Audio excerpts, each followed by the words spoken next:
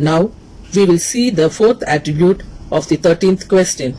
The fourth attribute is He is filled with infinite goodness. And the explanation for the fourth attribute is, when we think of goodness, what comes to mind is doing only what is good. We tend to think that anything bitter to the heart is evil and anything that feels pleasant is good. Because of this, whenever bitter events occur in our lives, we often hear people blaming God, claiming that He has done them wrong. Deuteronomy 30:15. What seems bad to us may be good to God, and what seems good to us may be bad to God. This is because God created humans to form His family and decided to test and choose from them His children.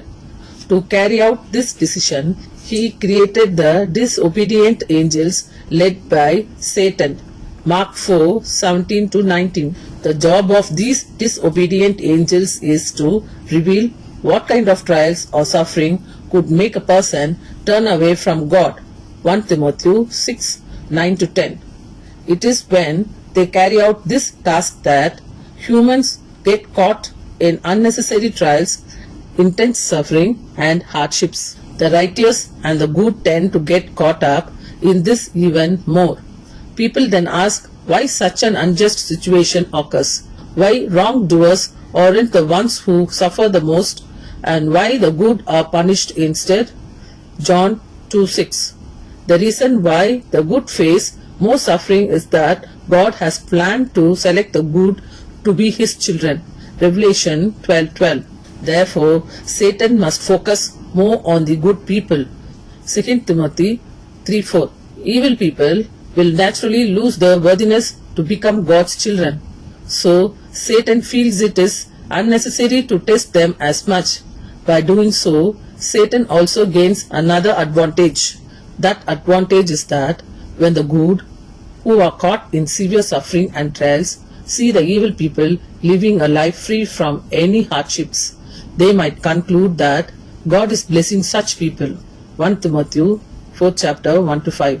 As a result, they may desire to become like the wicked, giving up their hope of heavenly blessings in favor of earthly blessings. This shows that Satan prefers people to live a life seeking earthly prosperity rather than seeking to be children of God. Such a person comes to believe that living a life with earthly blessings is good.